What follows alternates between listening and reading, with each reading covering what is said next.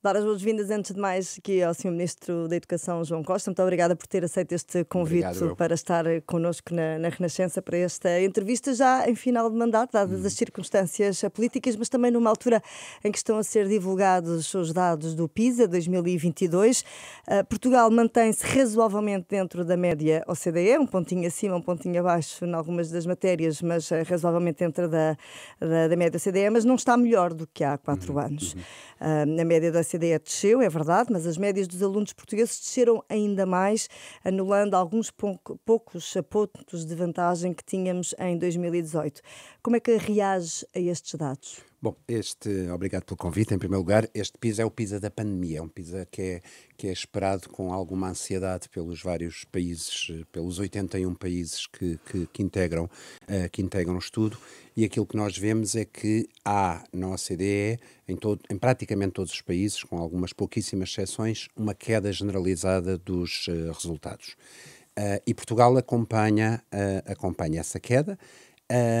As diferenças que existem de um ponto aqui, 2 pontos ali, não têm significância estatística, portanto, nós estamos exatamente na média da OCDE, como estávamos em 2018. Portanto, a nossa evolução no PISA é de uma subida muito abrupta na primeira década deste século, depois alguma estabilização com ligeiras subidas, mas é um caminho de convergência com a média. E é isso que acontece outra vez. Num momento em que há um PISA que, fruto da pandemia, fruto de alguns outros fatores que podem explicar estas quedas, Portugal também acompanha e mantemos na média. Claro que, em termos relativos, isto é um resultado de convergência e, portanto, nessa medida não é uma queda isolada como estávamos em 2000, que tínhamos resultados muito baixos, mas em termos absolutos, obviamente, que significa que temos de continuar a trabalhar. E, sobretudo, significa que se reforça a tendência de descida que já se vinha a verificar desde 2015.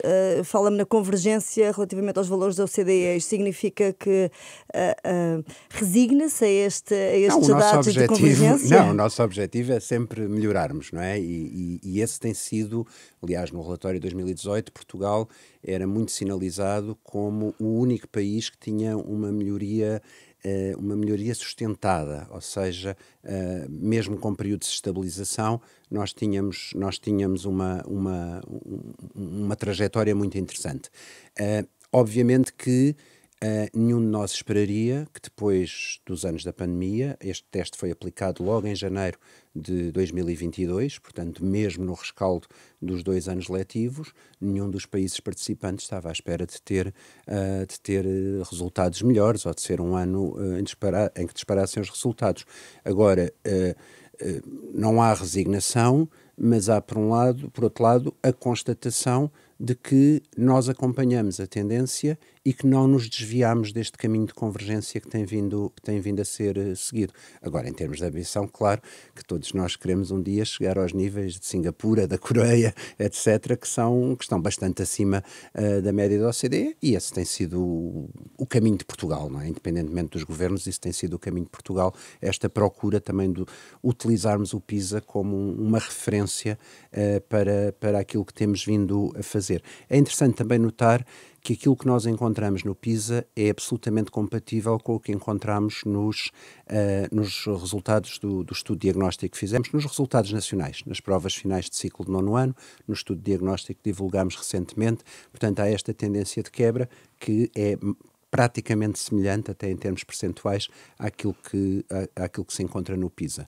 Há um dado que é interessante, que é novo, parcialmente novo, face a 2 ciclos atrás, é que não se registra diferença de resultados em função da natureza dos estabelecimentos. Portanto, escolas públicas e escolas privadas têm resultados semelhantes. Isto geralmente alimenta alguns debates e é interessante ver este resultado. E outro que também considero interessante é que, em termos de equidade, nós temos quebra nos alunos com melhores resultados, mas temos uma subida de 10 pontos, aliás, uma redução de 10 pontos nos alunos com piores resultados, o que significa que nós estamos a conseguir puxar os alunos mais fracos para cima, que tem sido muito o nosso desafio em termos de combater as desigualdades através da educação, ainda que Portugal continue a ser um país em que, como sabemos, o sucesso e insucesso escolar é muito condicionado pela condição socioeconómica das famílias. Há um outro dado que também o PISA revela, que Portugal é um dos países onde os diretores de escola mais se queixam de falta de professores. É uma temática que tem dominado, como é subejamente conhecida, toda a realidade da área da educação. Também já é subejamente conhecido que a principal reivindicação por estes dias é a recuperação do tempo de contagem de serviço dos professores. O Sr. Ministro já declarou o seu apoio ao Pedro Nuno Santos, candidato à liderança do PS, portanto, candidato a primeiro-ministro. Como é que o Pedro Nuno Santos, que aliás também, também recentemente foi visto até na votação do Orçamento de Estado, seria favorável a esta recuperação do tempo de carreira dos professores? Como é que vê esta postura de Pedro Nuno Santos? Está de acordo com a recuperação? Ou acha que isto é Pedro Nuno Santos a piscar o olho? A ver, eu disse sempre uma coisa ao longo deste tempo. Disse sempre que a reivindicação dos professores é justa e legítima. Depois tivemos de enquadrar na gestão dos orçamentos de Estado que tivemos e ver, em termos de execuibilidade, aquilo que é possível. Se houver uma gestão, que espero eu que venha a ser liderada por Pedro Nuno Santos enquanto Primeiro-Ministro, se houver uma gestão que, em termos também de opções orçamentais, consiga dar resposta a isto, como ele diz na sua moção, no quadro de todas as carreiras da administração pública que têm tempo a recuperar, obviamente que eu fico muito contente, e mais contentes ainda ficarão os professores. Voltando só a PISA, deixe-me dizer o seguinte, esse reporte que não é sobre a falta de professores no geral, é sobre a falta de professores especificamente para apoiar na área da matemática alguns alunos. É isso que os alunos reportam. Há um dado também no PISA que é interessante e que se prende muito também com estas questões gerais de opções políticas. Uma diferença entre o PISA de 2018 e o 2022 é, em Portugal, um grande aumento dos alunos imigrantes. Passa de 7% para 11% da amostra. E com uma diferença grande nos resultados, portanto 43 pontos abaixo dos alunos nacionais, e nacionais, quer dizer, de portugueses que começaram a sua escolaridade cá, e com uma diferença também muito grande entre imigrantes de primeira geração e de segunda geração. O que é que isto significa? Podíamos ter aqui um olhar negativo, que é estes alunos puxam os resultados para baixo, mas não é isso que quero de todo. Isto significa que há um foco que tem escrito neste Orçamento de Estado que foi aprovado sobre os alunos imigrantes, um melhor acompanhamento, uma atenção mais dedicada à aprendizagem da língua, que estes resultados do PISA vêm corroborar também em termos de opção política e que eu espero que seja assumida por quem quer que seja governo daqui a uns meses. Eu já quero voltar a esse ponto, também tenho uma pergunta para lhe fazer sobre essa matéria, mas antes não queria perder o fio à meada do que me estava a dizer a respeito da possibilidade da recuperagem do tempo de serviço dos professores, sendo as contas mais ou menos as mesmas, não é? Ou seja, o candidato Pedro Nuno Santos está a fazer uma estimativa daquilo que é possível ou não, tendo por base a realidade atual. O Sr. Ministro faz parte do governo há já algum tempo. Como é que se entende que, tendo por base mais ou menos as mesmas contas, pode haver cabimento para fazer esta recuperação, não só dos professores, mas de todas as carreiras, e até agora o argumento que tem sido usado para junto dos professores é que não há capacidade financeira para isso? Este ciclo político que eu tenho a honra de integrar desde o primeiro dia, em 2015, teve uma grande virtude, que foi a devolução de rendimentos às pessoas, depois de anos de cortes muito grandes e que não tiveram todos a ver ao contrário do que se diz, com o termos passado por uma situação de bancarrota ou com a intervenção da Troika. Por exemplo, na educação foi-se muito, muito para além do que estava previsto no memorando de entendimento com a Troika, e isso foi até anunciado como o ir para além da Troika na educação. Os cortes salariais que todos tivemos, a supressão dos subsídios de férias e Natal, o corte nas pensões, etc. Tudo isso foram medidas das duas primeiras legislaturas, em particular, sobretudo logo na primeira, em que nós conseguimos mostrar ao país que o diabo não vinha, ou seja, que as contas se mantinham equilibradas e que era possível fazer essa devolução de rendimentos. E é bom recuperar a memória em muitos fatores, onde nós estávamos em 2015 e onde estamos hoje, quer em termos de subida do salário mínimo, salário médio, da descida de cidadãos nossos em situação de pobreza, e houve também um caminho de devolução de rendimentos na administração pública. Em todas as carreiras, com a recuperação parcial do tempo de serviço nos professores, e este é um caminho que pode ser continuado.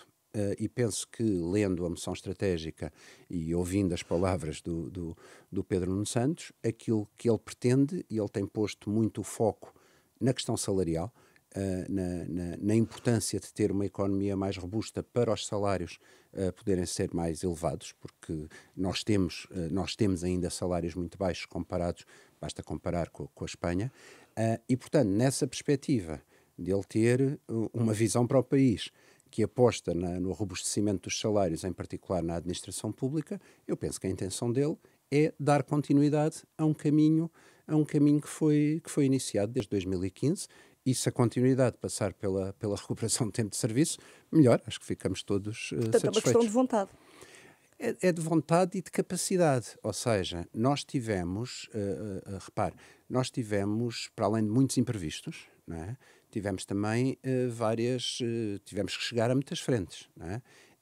Tivemos que chegar não apenas à carreira dos professores, tivemos que chegar a outras pessoas que trabalham nas escolas, desprecarizar muita gente, primeiro com o PREV-PAP, com os assistentes operacionais que ganham salários mais baixos terem subidas mais acentuadas do que nos salários mais altos, e portanto houve uma prioridade logo no início deste ciclo político de devolução de rendimentos, depois uma prioridade nesta legislatura em particular de olhar para carreiras que tinham ficado mais para trás, as carreiras gerais, a carreira de técnico superior, a carreira de assistentes operacionais, a carreira de assistentes técnicos, dar incentivos maiores a carreiras que, por vezes, até fruto do que é a capacidade de contestação, de organização dos sindicatos, acabam por ficar um pouco mais para trás. Essa foi a prioridade e houve muitas medidas feitas pela administração pública nesse sentido.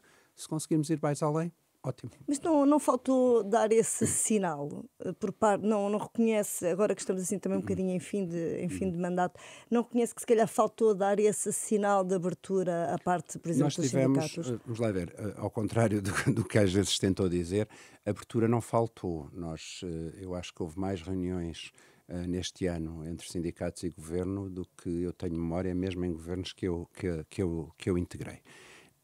E nós tínhamos um programa de governo que esteve sempre a ser cumprido, que dava prioridade a duas questões que se relacionam bastante com o tema da falta de professores, que foi reduzir a precariedade. Ou seja, nós tínhamos ainda um tempo médio para a vinculação de professores de 16 anos, isto não faz sentido, e portanto os instrumentos de vinculação que criámos visam exatamente isso. Ainda a semana passada aprovámos em Conselho de Ministros um instrumento para a vinculação também dos professores que estão nas escolas portuguesas no estrangeiro, fechando o conjunto das vinculações e dos instrumentos de vinculação que estavam previstos neste diploma. Tínhamos também como objetivo redesenhar o mapa de Portugal para reduzir as distâncias de colocação. E tínhamos como objetivo também, inscrito no programa do Governo, criar melhores condições para os professores contratados. Portanto, por um lado, reduzir o número de professores contratados, por outro lado, melhorar as condições. Isso foi feito com a criação de escalões. Ainda assim, fomos para além do que estava previsto no programa do Governo, fruto exatamente da nossa abertura e do que foi também a capacidade negocial dos sindicatos quando houve, que foi introduzirmos o instrumento de aceleração das carreiras para os professores que estiveram congelados, como um passo para haver mais progressões. Só para dar uma ideia, nós, na passagem do quinto para o quinto e para o sétimo escalão, que geralmente ficavam ali retidos cerca de 2.500 professores, este ano ficaram menos de 500, ou seja, este ano progrediram para esses escalões cerca de 4.500 professores que sem este instrumento não teriam progredido. Aliás, quando acontece o 7 de novembro, tive vários professores a ligar-me a dizer, mas agora já não há o acelerador das carreiras. Eu disse, calma, que vai acontecer, porque ele já está aprovado, já estão as escolas neste momento a trabalhar para haver as atualizações salariais, em princípio no final de janeiro, com retroativos a 1 de setembro. Portanto, houve sempre sinais, houve também um contexto em que a contestação aumentou, mas não foi por não termos feito nada. Eu até posso ter uma interpretação que houve mais contestação porque sabiam que havia mais abertura para fazer coisas. Bom, outra que tem sido uma grande contestação por parte dos sindicatos, e que ainda não é um dossiê que está fechado, está precisamente em cima da mesa, tem a ver com a questão dos professores deslocados. O ano letivo passado houve o início do programa de alojamento acessível com meia dúzia, enfim, 3 dezenas de apartamentos em Lisboa e Algarve, que são as zonas do país onde se sente mais esta questão. Também foi aprovado o subsídio de renda. Este programa de alojamento acessível vai ser substituído por este de renda? Não, são dois caminhos que andam em paralelo, numa parceria muito feliz com a Senhora Ministra da Habitação. Portanto, há por um lado todo o movimento que está a ser, e que é lento, de ter construção, apartamentos, alojamento disponível com renda acessível, e é lento porque em muitos casos tem de haver construção, e a construção demora o tempo que demora, normal. Por outro lado, há, dentro do mesmo pacote do Mais Habitação, é um pacote complexo, com muitas medidas. Uma delas é mais construção pública, para aumentar o parque público de habitação. Por outro lado, temos as medidas de apoio, algumas mais circunstanciais em função do aumento das taxas de juros que tem vindo a acontecer, mas também do apoio à renda. O que é que nós fizemos? O diagnóstico está bem traçado, as duas zonas onde tem sido mais difícil substituir professores são Lisboa e Val do Tejo e Algarve. Isto isto depende também muito do facto do preço das rendas ser mais elevado nestas duas regiões. Portanto, o que nós fizemos foi, nesta parceria com o Ministério da Habitação, pegar neste instrumento jurídico que existe do apoio à renda e fazer uma adaptação específica para os professores deslocados, para estas duas regiões, que são as que estão a ser mais afetadas por isto. Portanto, qual é a diferença? A grande diferença em relação ao instrumento de apoio à renda que existe é quando se calcula a taxa de esforço dos beneficiários deste apoio, em vez de se contar apenas o custo da renda, vai-se agregar o custo da renda que estão a pagar com os encargos que têm com a sua habitação permanente, seja encargos de crédito ao banco, para pagamento do crédito ao banco, seja porque também têm um arrendamento noutro local. E portanto, esse mecanismo não tem viabilidade de ser alargado ao resto do país, como pedem os professores? Mas olha, nós temos de ir, os governos servem para resolver problemas, e nós temos um problema bem identificado nestas duas regiões. E, portanto, começamos exatamente por aqui, por dar uma resposta a estas duas regiões. Para o ano vamos ter, e nós vamos certamente deixá-lo bastante adiantado, um concurso muito importante, um concurso de professores muito importante, em que nós vamos criar mais de 20 mil lugares de quadro. E para que é que nós queremos estes lugares de quadro? Em vez de serem lugares de contratação ou de professores colocados em quadro de zona, para dar a possibilidade às pessoas de se fixarem e, se assim o entenderem, se instalarem permanentemente nos lugares para onde vão trabalhar. Por outro lado, também, isso foi, aliás, uma cedência aos sindicatos, nós vamos fazer, e fazemos-lo porque vamos ter muitas aposentações nos próximos anos, vamos fazer uma recuperação anual de todos os lugares que abrem, por aposentações, etc. E isto vai acelerar também as possibilidades de aproximação à residência. Agora, é evidente, e acho que toda a gente entende isto, há dois fatores aqui, não é? Que é, às vezes passa-se a ideia que o Ministério coloca professores arbitrariamente. As pessoas têm estado colocadas em lugares para onde concorrem, para onde concorrem, e é lá que ficam colocadas, portanto não há uma obrigação de ir para esses lugares. E quando eu digo isto, as pessoas dizem, pois, mas o que é que quer? Se eu não for para ali não tenho trabalho. Verdade. Porque nós não podemos abrir os lugares independentemente do número de alunos que há.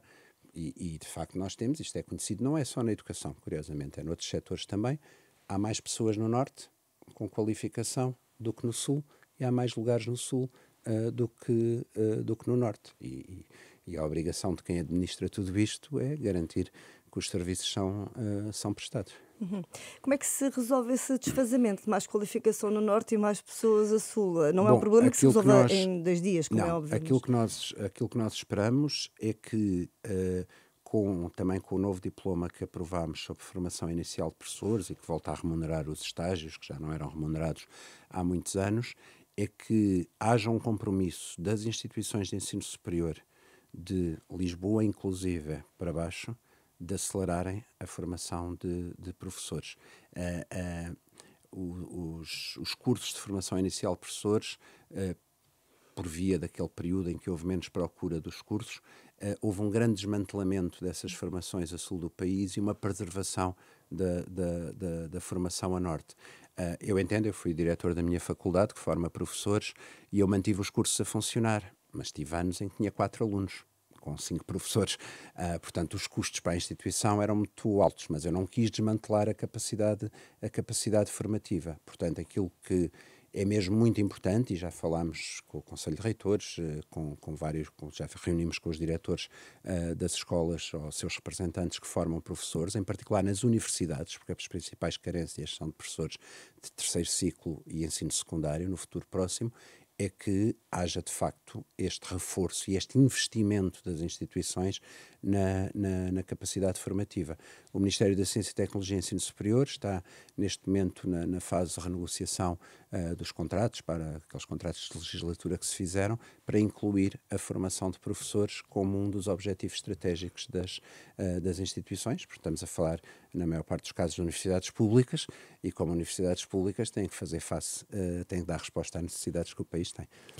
Vamos voltar agora atrás na conversa, à parte dos alunos estrangeiros. Enfim, os alunos que as escolas têm vindo a acolher têm um grande apoio, que é a parte do português como língua não materna, mas à parte dessa mudança é suposto os alunos acompanharem o currículo normal.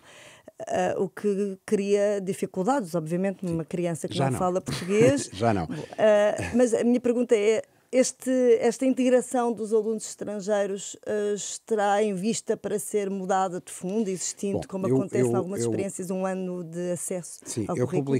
Publiquei um despacho, foi a última coisa que assinei enquanto Secretário de Estado Adjunto e da Educação, que dá abertura para a alteração do funcionamento do português de língua não materna e do acolhimento aos alunos estrangeiros, que partiu exatamente de um diagnóstico que é esse que fez. Ou seja, um aluno chega, substitui o português por português de língua não materna, mas depois vai ter filosofia e história como se fosse falante nativo. Obviamente que isto não resulta. Portanto, o que é que este despacho que foi publicado no início de 2022 prevê? Prevê que possa haver tempos, períodos só de formação em língua, com uma integração muito parcial no currículo, sem prejuízo de haver atividades que são partilhadas com os outros alunos, com os alunos nacionais, porque o convívio também é uma grande fonte de aprendizagem da língua nestes contextos, mas exatamente para poder haver uma maior intensidade no ensino do português como língua não materna antes da entrada no currículo todo.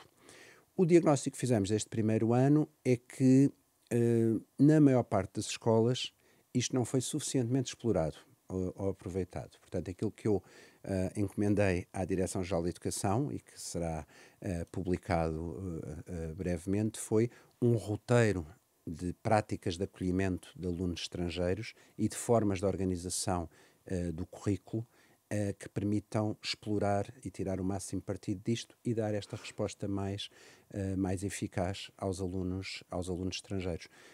Foi também importante aqui fazer um trabalho que eu fui fazendo muito discretamente, que foi fazendo reuniões com alunos estrangeiros, para ouvi-los, saber como é que se sentem. E é muito interessante, porque também há perfis linguísticos muito diferentes. Uma coisa é eu ser aluno estrangeiro e ser falante de espanhol, outra coisa é falar nepalês, em que o ponto de contacto entre as línguas é muito reduzido. Depois temos também um contexto específico dos alunos estrangeiros, que são muitos alunos brasileiros que têm chegado, muitos sem problema nenhum de integração. Alguns trazem algumas lacunas em termos de formação, e este despacho prevê o português de língua não materna, que não se aplica no caso dos brasileiros que são falantes de português, mas este guião de acolhimento vai permitir também dar pistas para esta integração mais acompanhada destes alunos. A sua ideia é que esse roteiro se possa implementar assim com mais expressão nas escolas quando no próximo ano letivo? Sim, esse seria o meu desejo, era que, e pronto, isto será acompanhado também de formação dos professores, como temos feito sempre, nunca com lógicas impositivas, porque nós temos situações muito diversas, não é? Tenho escolas em que a maior parte dos alunos que não têm o português como língua materna são do Sudeste Asiático. Tenho outras escolas onde há mais de 30 línguas que se falam na escola, e isto é um contexto linguístico e sociolinguístico diferente, e, portanto, o que nós queremos aqui é dar um leque de opções às escolas, dar-lhes, como tem sido o nosso percurso ao longo destes 8 anos, dar mais liberdade e mais autonomia às escolas para se organizarem, sem terem que estar ali no espartilho do que tínhamos até agora, que é substituir o português por outro e mais nada, não é? Na lógica de autonomia, eu sei que estamos mais ou menos em tempo de acabar, mas espero que ainda consiga fazer estas duas perguntas. Tolerância Telemóveis de nas escolas. O Ministério da Educação já pediu um parecer ao Conselho Nacional de Escolas, que já é conhecido, remete precisamente para a autonomia de cada escola fazerem o que consideram melhor. Acata este parecer, ou vai ser dada alguma orientação específica? O que é que, recebido este parecer, qual é o passo seguinte? O parecer é muito claro que os diretores sugerem que não haja uma diretiva nacional e que se confie na liberdade das escolas para tomar as suas decisões. Eu acho ótimo que assim seja, mas aquilo que pedi aos meus serviços foi que, ao mesmo tempo, fossem pedindo alguns pareceres de peritos para fazer chegar às escolas, também como recomendações do que é o bom uso da tecnologia, de contextos em que deve ser mais restrito o uso. Eu disse sempre que me preocupa às vezes mais o que se passa fora da sala de aula do que na sala de aula. Na sala de aula, um telemóvel pode ser um recurso. Olha, com os alunos estrangeiros são muitos os casos de recorrer às traduções para, quer professores, quer colegas, fazem isso. Ainda há pouco tempo visitei uma escola de primeiro ciclo, onde fui falar com uma menina que não falava português e ela tinha ao lado um aluno que era o tutor dela e o intérprete. E ele tinha 8 anos e apresentou-se como o intérprete. E isto era uma coisa desenhada pela escola, não foi ali uma ideia que o miúdo teve.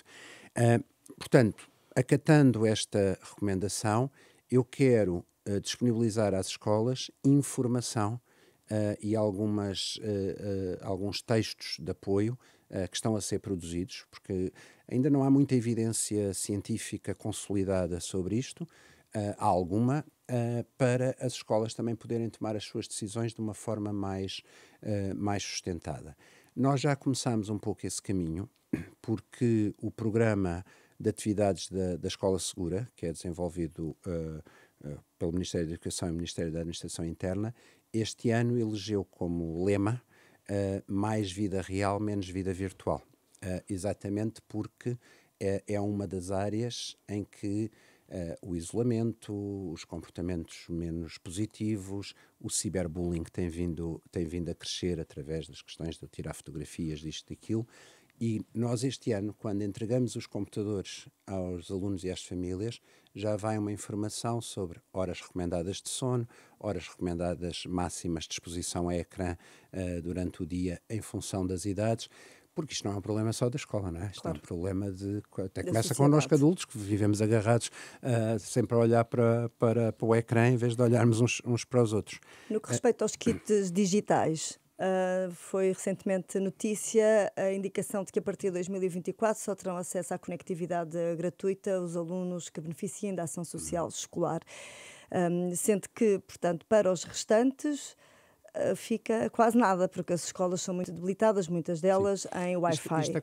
Isto acompanha uma medida do PRR, que é a melhoria da internet nas escolas. É uma medida que será de um impacto imenso e que está a avançar e que ainda durante 2024 muitas escolas vão começar a sentir e a ser intervencionadas neste sentido, mas decorre também da avaliação que fizemos do que foram as taxas de adesão, da ativação dos cartões. Aliás, houve um relatório do Tribunal de Contas sobre isso, porque nós, no fundo, estávamos a adquirir muito mais do que precisávamos. Portanto, fizemos um estudo das taxas de ativação, do perfil dos alunos que ativavam e, portanto, foi uma medida de boa gestão adequar aquilo que é disponibilizado ao que estava efetivamente a ser utilizado. Portanto, não considera que é um retrocesso daquilo que se quer no ensino público de qualidade? Isto porque, por exemplo, os manuais escolares já eram gratuitos, por exemplo, para alunos que beneficiavam da ASE, da Associação da Ação Social Escolar. Depois, com o programa dos manuais reutilizados, acabou por abranger todos. No fundo, a ligação à internet fez o mesmo caminho. Este retrocesso não é uma machadada. Tem que enquadrar o que foi esta disponibilização dos kits de conectividade, ainda vem da pandemia. Não é? Exatamente para os alunos poderem ter acesso onde quer que estivessem. Aquilo que nós vimos também, cruzando dados com quem estuda as áreas do digital, nós sabemos que a internet em casa é quase universal em Portugal, até um pouco independente dos rendimentos. E por isso foi mesmo uma avaliação da necessidade da coisa, não é?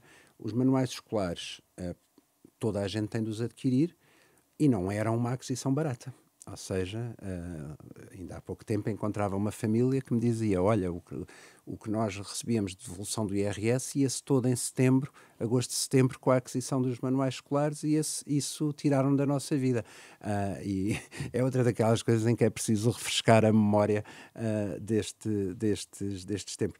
Permita-me pendurar na questão dos telemóveis e voltar ao PISA. Com certeza. Porque se nós encontramos que estas questões de ciberbullying são um dado preocupante, é muito interessante ler no relatório do PISA que os alunos portugueses, Portugal aparece como aquilo que se chama um país resiliente ao nível do bem-estar. Os alunos portugueses sentem pertença à escola e são os próprios alunos a reportar uma das taxas mais baixas de bullying em contexto escolar, 5%. Isto é um sinal de esperança, não é? E também que permite mostrar, contrariando às vezes alguns discursos catastrofistas, que as nossas escolas são mesmo lugares seguros e são lugares de felicidade para os alunos.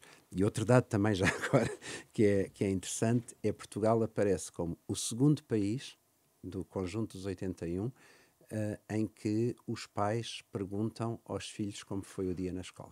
Mas os diretores dizem que sentem que os pais não se envolvem muito. Essa é a visão dos alunos, o mesmo documento, o mesmo PISA tem o outro lado. E por isso é que nós precisamos da complexidade destes dados, não é? Porque nós às vezes temos representações e temos dados. E até podemos ter representações que são enviesadas dos dois lados. Até pode ser que os alunos estejam a sobre-representar o papel dos pais, os diretores a sub-representarem e algures aqui no meio estará a verdade. Há dados que são ali muito interessantes, que é, por exemplo, no iniciar conversas sobre o que se aprendeu, Portugal já não aparece tão bem em casa. É mais perguntar como é que foi o dia, o que é que fizeste na escola, já dizer, então o que é que fizeste em matemática, o que é que aprendeste em matemática, Portugal já está um pouco mais abaixo. Há um indicador que eu acho importantíssimo neste relatório do PISA, que é a correlação entre ansiedade e desempenho na matemática. Quanto menos ansiosos em relação à matemática os alunos estão, melhores são os seus desempenhos. e isto permite-nos também cruzar estas dimensões da saúde mental, do bem-estar, da pedagogia, na forma como as questões são trabalhadas, na correlação com os desempenhos. O PISA é um teste de competências, que avalia competências.